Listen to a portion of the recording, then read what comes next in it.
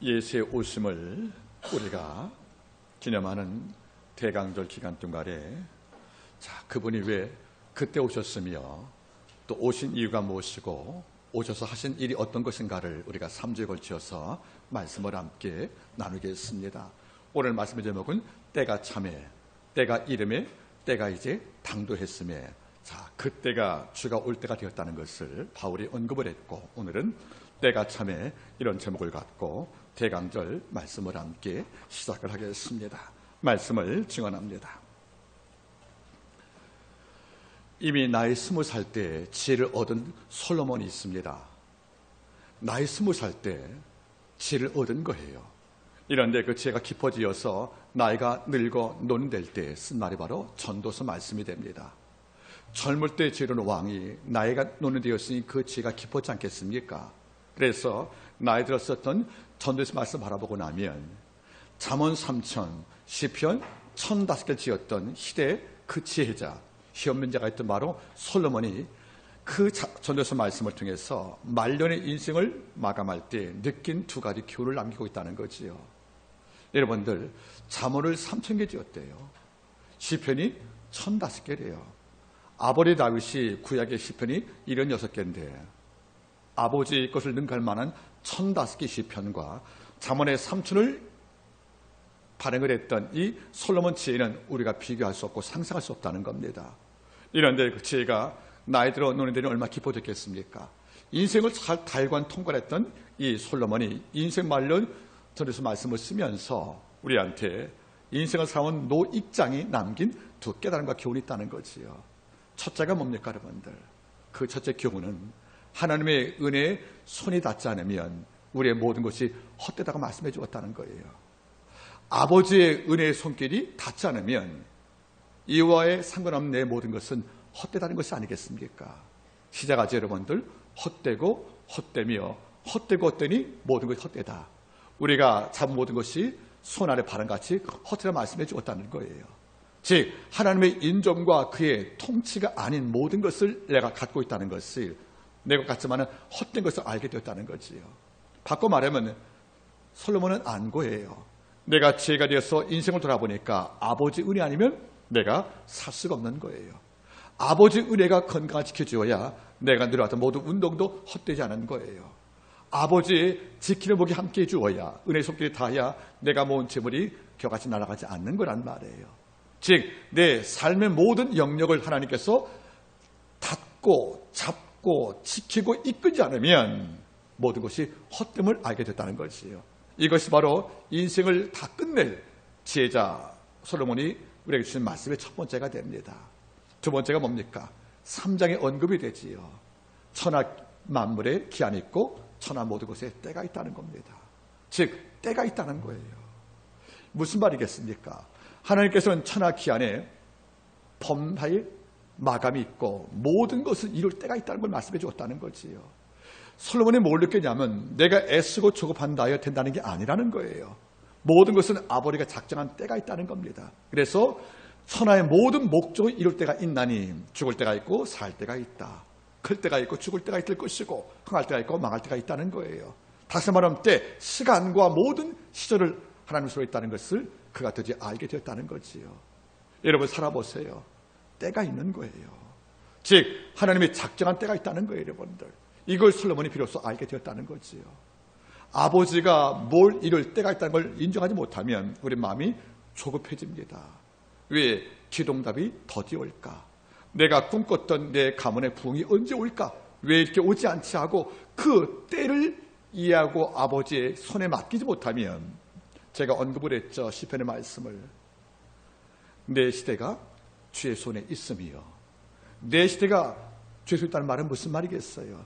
내 인생 모든 계획이 아버지 손 안에 계획이 있다는 거예요. 그래서 하나님께서 당신 계획에 시간 맞게끔 우리에게 때론 복을, 때론 깨우침을, 때론 아픔들을 아버지가 골고루 공급하시면서 당신 목적 이루는 것이 뭘까 여러분들 바로 섭리가 아니겠냐 그런 말이에요. 젊어서는 안 보이는 거예요. 모든 걸 다 살아본 그리고 잠언과 시편을 지을 만한 지혜자가 느낀 지혜이기 때문에 우리는 그 말을 들을 필요가 있다고 생각을 하지요. 아버지 은혜가 닿지 않으면 모든 것이 헛됩니다.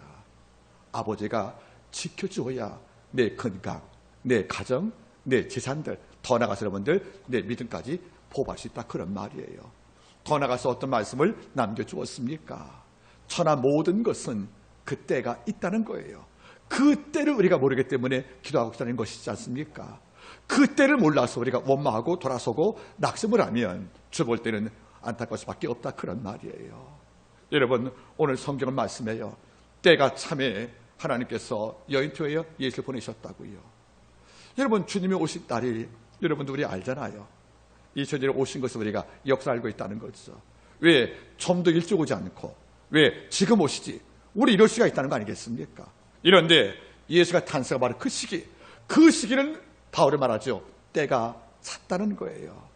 여러분, 때가 찼단 말이 무슨 말이겠습니까? 때가 다 이루어졌다는 거죠. 그 때가 당도에 있다는 거 아니겠습니까? 여러분 따라하겠습니까? 때가 참에.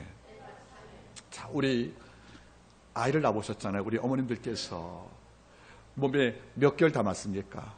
10개월 담았다는 거죠. 그 때가 차야, 때가 당도해야 아이가 탄생할 때 이 아이가 미숙아가 아니라는 거예요. 우리가 애 이쁘다고, 애 보고 싶다고 4개월 만에 애 낳을 수 없거든요.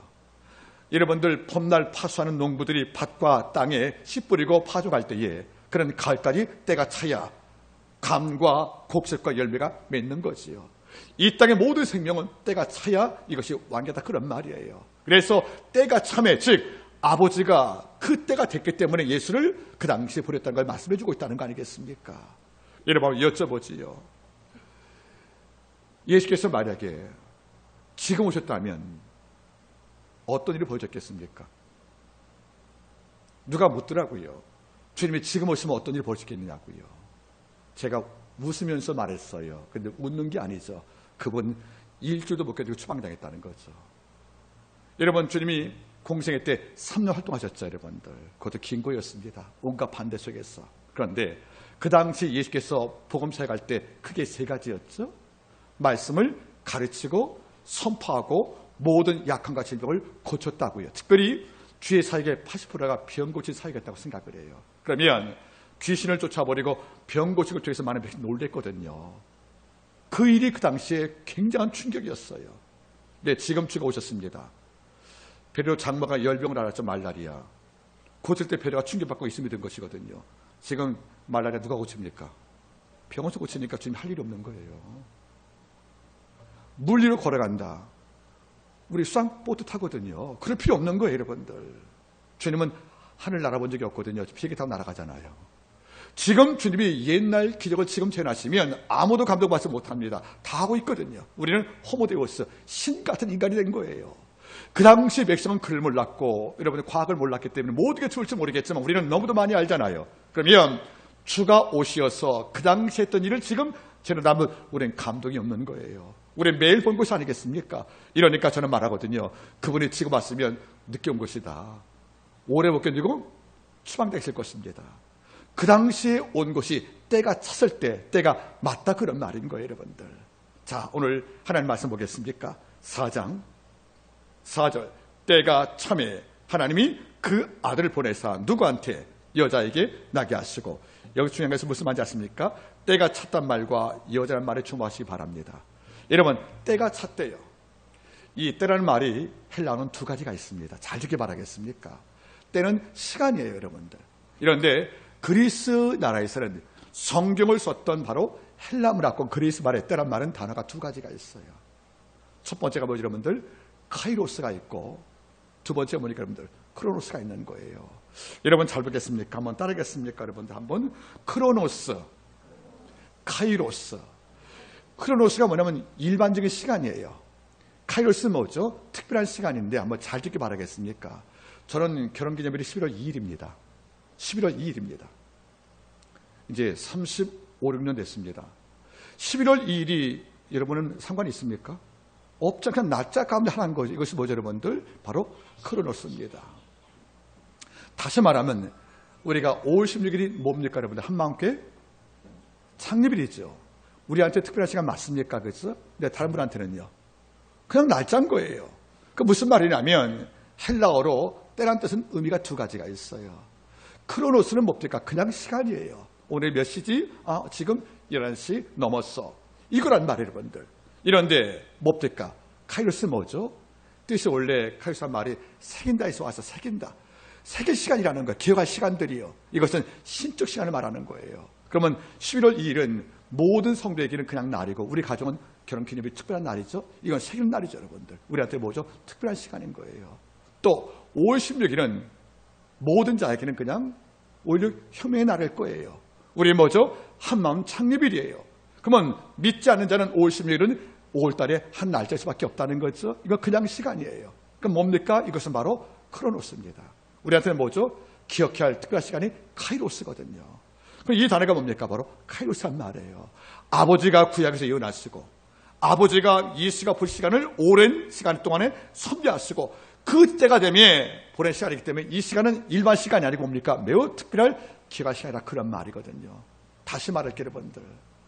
크로노스는 일반적인 시간이에요. 아침 9시예요. 그냥 아침 11시예요. 카이로스 뭐죠?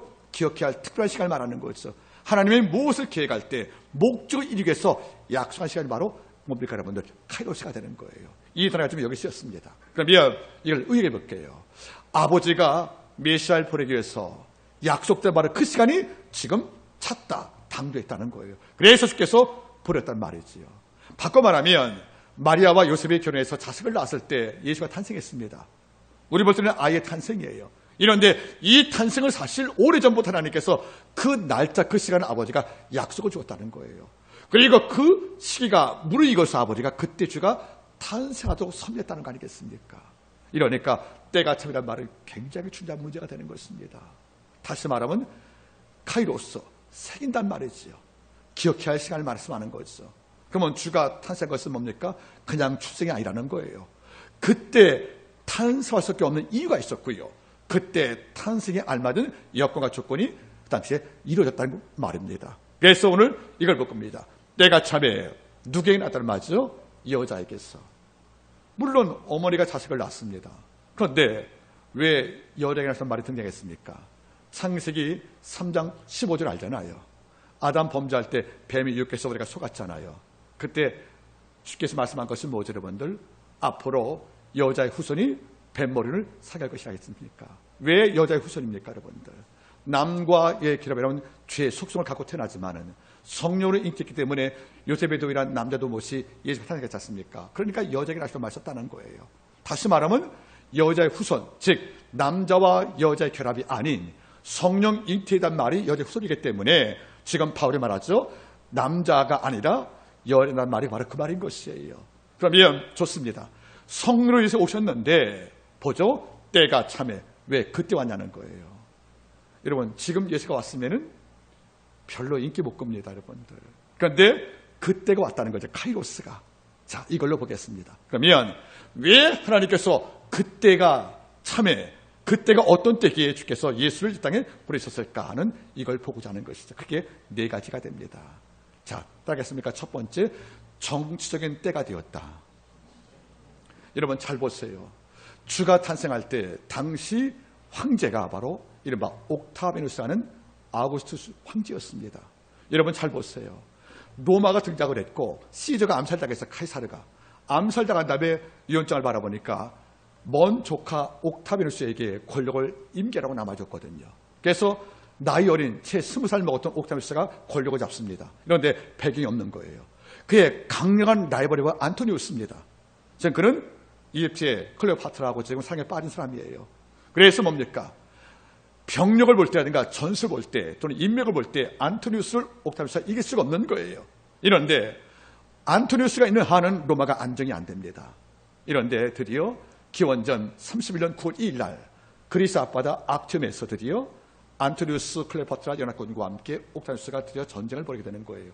여기서 드디어 옥타비누스가 이기게 됩니다. 이걸 통해서 애굽도 통치했고 이걸 이후에 로마의 25개의 군단이 유럽 전체를 다 통치하고 지배해서 더 이상 로마와 데려갈 군대가 없다는 거예요. 반란을 도모할 군대들이. 그래서 옥타비누스 황제가 등간 다음에 어떤 문제가 왔습니까? 전체 유럽이 로마의 강력한 통치 아래 묶여있기 때문에 이른바 팍스 로마나 로마의 평화가 같다는 거예요. 누구도 전쟁을 일으킬 힘이 없는 거죠. 로마 앞에서. 이러니까 전쟁이 없는 희망의 시기가 왔다는 거예요. 평화 시기가. 여러분 잘 보세요. 전쟁 날 때 복음 전파 가능합니까? 그거 안 되는 문제입니다. 매일 창칼이 오가고 피난 떠나고 사람이 죽는데 복음을 증가할 기회가 있겠냐는 거예요. 또 전쟁이 이루어지고 나면 국가의 대립인데 국경이 강화되어서 전파할 때 복음이 갈 수 있겠습니까? 못 간단 말이에요. 그럼 주가 때가 차면 왜 그때 왔습니까? 이유가 있는 겁니다. 로마라는 거대한 제국이 유럽 전부를 지배한 거예요. 어떤 국가도 로마에게 전쟁을 걸지 못합니다. 전쟁이 없는 거죠. 이러니까 로마 평화, 팍스 로마나가 온 거예요. 이러니까 전쟁이 없으니까 백성은 편안한 거예요. 복음 전파하기에 너무 수고했다는 겁니다. 로마가 힘을 잃어서 분열을 이어서 민족끼리 싸웠다면 사도가 복음 전파하기 전에 전쟁으로 죽는 겁니다. 칼 맞고 여러분들 맞아 치고 노예로 팔려갈 수밖에 없지 않습니까? 이런데 하나님이 로마에게 강력한 힘을 준 거예요. 그래서 하나님께서 이 땅 존재했던 과거의 어떤 국가보다 강력한 지역을 로마 엠파이어를 만든 거예요. 그래서 로마가 전부를 지배하니까 그 누구도 전쟁, 도모, 국경 만연이 없다는 거죠. 그래서 전체 유럽이 전쟁 없는 평화가 온 거예요. 평화시기니까 뭡니까? 사도가 말씀을 증거할 때 위험이 없잖아요. 전쟁이 아니니까 말씀에 장이 없잖아요. 그래서 하나님께서는 로마 민족을 세워서 힘을 길러서 로마가 이 땅을 통치할 때까지 기다렸습니다. 그가 로마가 이 땅을 지배할 때 더 이상은 복음 전파를 막는 전쟁 위험이 없다는 거지요. 그래서 뭡니까? 마음껏 사도가 말씀을 증거할 기회를 얻게 됐다는 거죠. 바로 이 때가 올 때까지 이렇게서 예수님을 이 땅에 보이지 않은 겁니다. 그리고 그때가 되면 주께서 예수를 보내시어서 로마가 지배했던 거대한 제국의 평화를 등에 업고 말씀을 증거할 때 하나님의 말씀은 다른 위험이 없다, 그런 말입니다. 놀란 게 뭡니까 여러분들? 로마가 전쟁을 위해서 많은 도로를 깔았잖아요. 도로를 여러분들, 박석 도로를. 그 도로가 지금 미국만큼 뚫려 있다는 거죠. 전 세계로. 그 로마가 전쟁을 위해서 만든 도로 위로 마차 타고 복음이 신속히 전파되었다는 겁니다. 로마는 반란군을 지배하려고 적과 싸우려고 군사도를 만들었지만은 하나님께서는 그 도로를 복음 전파의 통로 삼아 주었다는 거죠. 이건 어느 민족도 할 수 없는 힘이란 말이에요. 전 세계에 도를 까는 것은 엄청난 돈이 필요합니다. 로마 외에는 그 땅을 도를 만들 국력과 재물이 없는 거예요. 로마이기 때문에 만든 거죠. 그래서 로마의 도로 위로 군마가 아닌 수레를 타고 말씀을 전파하는 통로가 되었고, 로마의 강력한 통치 아래 어떤 민족도 전쟁을 도모하지 못하니까 평화시대가 왔다는 겁니다. 이러니까 사도는 전쟁 때문에 죽은 일이 없다는 걸 말씀을 증거할 때, 그리고 전쟁 와중이면 백성들은 생존 문제니까 말씀에 귀 기울일 여유가 없잖아요. 이런데 평화가 왔다는 거죠. 이른바 로마, 팩스로마라고 왔다는 거 아니겠습니까? 그러니까 로마가 땅을 통치하고 도로가 완성되어서 하나님의 말씀이 신속히 전파할 수 있는 환경을 만들기 위해서 그때를 기다렸고, 그때가 참에 예수가 탄생했다는 겁니다. 하나님은 이런 분이라는 거예요. 우리도 마찬가지 여러분들. 내 인생도 아버지가 때를 만들고 있는 거예요. 근데 우리는 뭡니까? 조급하지 않습니까? 영어에 그런 말이 있습니다. Don't be in hurry. 절대 조급해하지 말라는 거예요. 우리가 급하다고 하나님의 시간이 당겨지는 게 아니라는 겁니다. 천하만하의 기한이 있고 모든 목적이 이룰 때가 있나니 하고 늙은 지혜자 솔로몬이 남겨마시 기억할 때 이 때가 우리한테 감동이 안 됩니까? 자, 따라하세요. 때가 참에 어떤 채 정치적인 때가 찼다는 거 아니겠습니까? 두 번째가 있습니다. 이것은 문화적 때가 찼다는 거예요. 여러분들, 저도 영어를 오래 배웠거든요. 근데 외국인 만나면 영어가 안 된다. 저 통역 못합니다. 한국 사람끼리는 돼요, 영어가. 근데 외국인 만나면은 혀가 냉동이 돼요. 여러분, 소통할 때 제일 필요한 것은 뭐죠? 언어입니다. 우리가 일본인 만나서 싸우고 싶은데 욕이 됩니까? 일본이 우리가 이렇게 못 알아듣잖아요.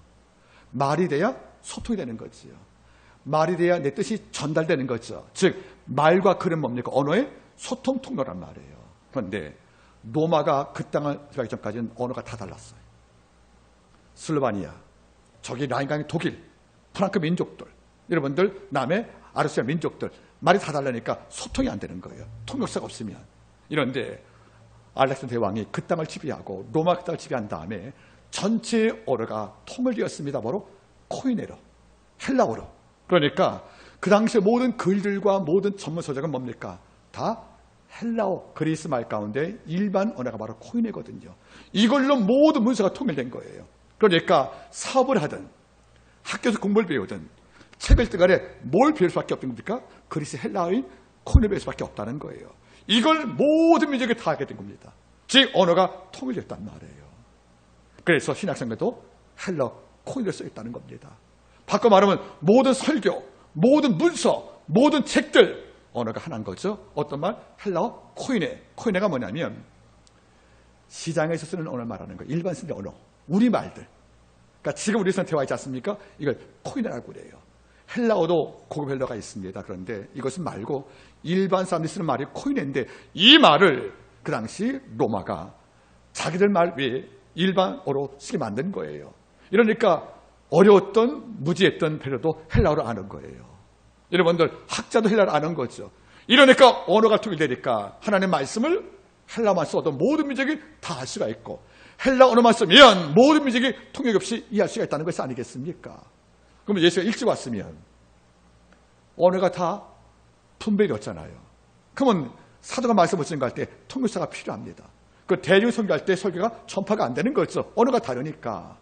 여러분 사도행 2장에서 우리가 수요일날 배우지 않습니까? 사도가 방언할 때 온 사람이 자기 말로 썼단 말을 보세요. 언어가 다 다르단 말이잖아요, 여러분들. 이런데 주가 올 때 뭡니까, 여러분들? 언어가 통일되었다는 거예요. 이러니까 뭡니까? 설교자 한마디 하면 모두가 알아듣는 거예요. 한번 거꾸로 보세요, 여러분들. 이거 번역 한번 해보시겠습니까, 여러분들? 브리스트 바라 엘로힘. 기억하시네요, 여러분들. 이게 히브리 말인 거예요. 그러면 아시레 헤 아우스 더 브레스트 보. 보 있는 사람은 아니 쫓지 않니 이런 말이거든요. 그러면 이 말도 제가 번역 못하면 우리가 이해 못하는 거잖아요. 그렇죠? 이럴 필요가 없다는 거죠. 왜? 코인의 헬라어가 모든 언어가 되어서 이 말만 하면 다 이해하는 거란 말이에요. 여러분들 진리의 전파는 글과 말로 하는 거예요. 그러면 이게 서로 간에 단절이 있으면 전파가 어렵잖아요. 여러분들. 여러분 보세요. 옛날 히브리 성경이 우리말로 번역이 안 됐으면 우리가 헬라 히브리어를 배워야 됩니다. 히브리어를. 그럼 못 배우는 거 아니겠습니까? 번역이 되니까 우리가 이거 읽잖아요. 여러분들.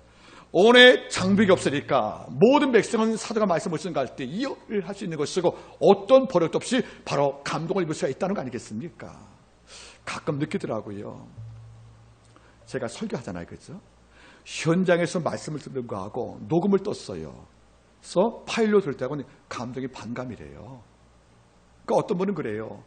이걸 듣고 들으면 현장에 들으니까 더 좋다는 거예요.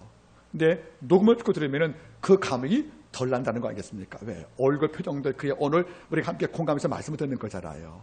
여러분 대중집회도 마찬가지인데 그 당시 녹음이라는 게 없잖아요. 그건 내용밖에 없는 것인데 글이 달라요. 이걸 또 옮기다니 내용이 또 왜곡이 됩니까? 이게 안 되잖아요. 여러분들. 이런데 때가 참해. 즉 문화적으로 모든 언어가 통일되어서 문화에 담긴 단어에 담긴 감성을 충분히 이해하는 거란 말이에요. 그래서 어떤 말하면 어떤 부연 설명 없이 그 단어에 담긴 감정을 다 이해하는 거예요. 여러분 잘 보세요. 여러분들. 주가 말씀해 주셨습니까? 화 있을진저 외식하는 말이 있어요. 화란 말이 뭐죠? 우애이거든요. 뭐죠? 주가 없어지란 말이거든요. 이게 바로 이해가 되는 거예요. 여러분들. 그러니까 무슨 말이냐면 언어가 통일되어서 통합되어서 모든 자가 더 이상 통역이 필요 없을 만큼 직접 들 때까지 아버지가 참았다는 것이고 이걸 로마가 이럴 때까지 아버지가 참았던 것이고 이게 때문에 그때 예수가 왔다는 겁니다. 그래서 그의 제자가 말씀을 증거할 때 이방 모든 백성들이 번역 필요 없이 다 이해했다는 거 아니겠습니까? 이런 때가 왔다는 거예요. 근데 지금 주가 오시면요. 그 영어 모르시잖아. 미국 사람들이 어떻게 합니까 여러분들? 저 말이 무슨 말이냐. 히브리어 아람어는 지금 죽은 말이니까 해석이 안 될 거 아니겠습니까? 바로 이걸 말씀하는 거예요. 여러분들 잊지 마세요. 중국이라는 나라가 크지 않습니까? 근데 중국의 나라가 약점이 뭔지 아세요, 여러분들? 북쪽과 남쪽이 대화가 안 된대요. 한자가 다르고 말이 달라서. 우리는 뭡니까? 한민족은 언어가 하나거든요, 여러분들. 머리 바꿔 싸울지 몰라도 지금 뭡니까? 말은 되잖아요. 여러분, 김정은과 문재인이가 대화할 때 통역이 필요합니까? 이건 장점이란 말. 그러니까 여러분들 싸워도 같은 요구에도 다 알아듣는 것이 아니겠습니까? 이런데 언어의 일치와 언어의 통합들 이것이 올 때까지 아버지가 참았고 그때가 되면 주가 오셨고 제자가 활동했다 그런 말이거든요. 하나님은 정교하십니다. 여러분 납득하시죠 여러분들. 세 번째 또 하나가 있습니다. 뭐죠 여러분들? 종교적 때가 되었다는 거예요. 종교적 때. 자, 무슨 말입니까? 로마하고 반항하다가 이스라엘이 초토화됐습니다. 그래서 예루살렘에 100만이 죽었어요. 기원적 10년쯤에. 그리고 그들이 다 도망갔습니다. 따라할까요? 흩어진 유대인. 이걸 뭐라 불러요? 따라하겠습니까? 디아스포라. 그러니까 그들이 로마하고 데려가다 보니까 성이 무너졌고 성전의 돌과 돌담장막은 다 파괴된 거예요. 남아있으면 다 죽을 거예요. 그래서 짐 싸고 우리가 일제 때 만두로 망명 가듯이 다 떠난 거죠. 그래서 흩어진 거예요. 그들이 흩어져가지고 뭡니까? 디아스포라가 된 겁니다. 그러니까 뭡니까? 이스라엘 동포가 된 거야. 교포가. 근데 내 땅을 가기가 거리가 멀잖아요. 그래서 그들이 10명이 모이면 뭘 세웠어요? 회당을 세웠다는 거예요. 회당을. 그러니까 각처에 뭐가 생긴 것입니까? 회당이 생겼어요. 작은 교회들이. 바울의 말씀을 증거할 때 회당에서 말씀을 증거했거든요. 그러면 회당을 세웠던 것이 뭡니까? 유대인들이 쫓겨나서 방랑을 하면서 마을에서 믿음이 그리워서 성전 못 가니까 내 마을에 성전 대신 시나고기 회당을 세워서 거기서 예배하고 말씀을 배웠는데 유대인들이 세웠던 회당에서 바울의 말씀을 증거하는 길을 얻게 된 거죠. 그러니까 갈 때마다 교회 있을 필요가 없는 거예요. 회당의 말씀을 증거하고 거기서 예수 믿으면 교회 세웠단 말이에요. 그러니까 흩어진 유대인들이 자기의 영성에서 회당을 세웠지만 알고 보니까 이 모든 회당을 하나님께서는 복음을 선포하는 전투를 삼아주었다는 거예요. 만약에 이방적의 회당이 없다면 바울은 광장 위에는 말씀을 증거할 데가 없다는 거죠. 그러니까 사람들을 바라보세요. 바로 회당에서 말씀을 증거한 것이 계속 반복된단 말이죠. 왜 그러겠습니까? 이런 때를 기다려서 하나님의 말씀을 전파할 공간을 아버지가 확보해 주었다는 거예요. 그 무슨 말이겠습니까? 이런 때가 올 때까지 주님은 예수를 보내지 않고 그때가 영골고 이금에 주가 오셔서 많은 제자가 조한노 회당에서 말씀을 증거하고 결국 수많은 말씀을 전파할 공간과 장소 얻었기 때문에 하나님의 말씀이 진정하고 상세하게 말씀을 증거할 수가 있다 그런 말 아니겠습니까? 또 한 가지 뭡니까 여러분들? 예수 올 때에 기존 종교가 이제 쇠퇴해버린 거예요. 특히 점성술, 천사 숭배들, 또 뭡니까? 로마의 아포로신 숭전들, 이런 모든 종교가 수없이 타락해서 힘을 잃을 때 많은 백성들이 새로운 종교를 강망할 때 특별히 무슨 말이겠습니까? 로마 시대가 신부 사회가 엄격하잖아요. 노예는 사람이 아니었어요. 여자도 사람이 아닌 거예요. 여러분 잘 보세요. 제가 말씀을 드렸죠. 기독교들에 가서 여권 신장이 드디어 현실화된 것이라고요. 여러분 유대 사회, 로마 사회 여자는 뭡니까 여러분들? 하나의 물건 취급할 수밖에 없는 단위예요. 단위, 물건 단위입니다. 그러니까 뭐니까 여자는 상속권이 없어요. 그리고 노예도 생존권이 없는 거예요. 그러니까 여자들이 하는 말이 뭐죠? 나도 사람인데. 근데 그 당시 종교는 뭡니까? 여자를 인격 취급하지 않았거든요. 노예도 마찬가지 보세요. 나도 사람인데. 하지만 그 당시 모든 종교는 노예를 인격 취급 안 했거든요. 이런데 복음이 들어왔습니다.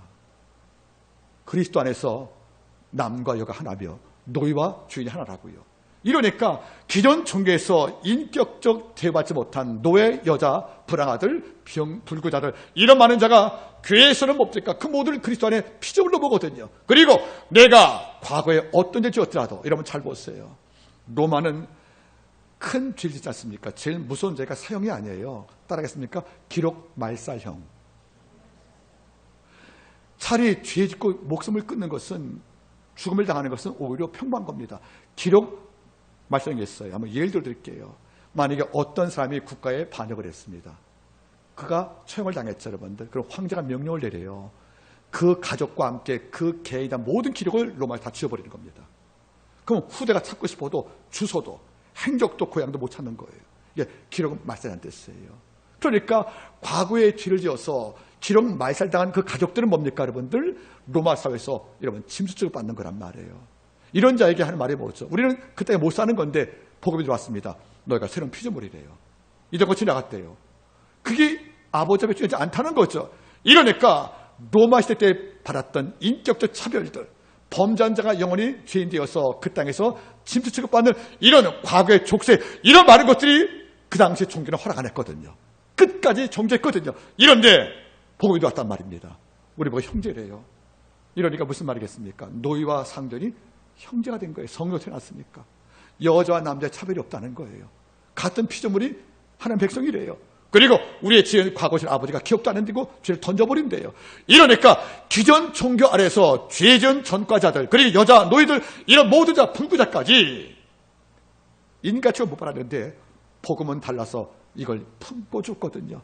기존 종교의 타락과 함께 기독교 종교는 뭡니까? 우리한테 희망을 줬다는 거 아니겠습니까? 이것 때문에 모든 사람 취급받는 종교 없을까 갈망할 때 예수가 오셨고, 그때가 되면 교회가 탄생한 것이 아니겠냐, 그런 말이에요.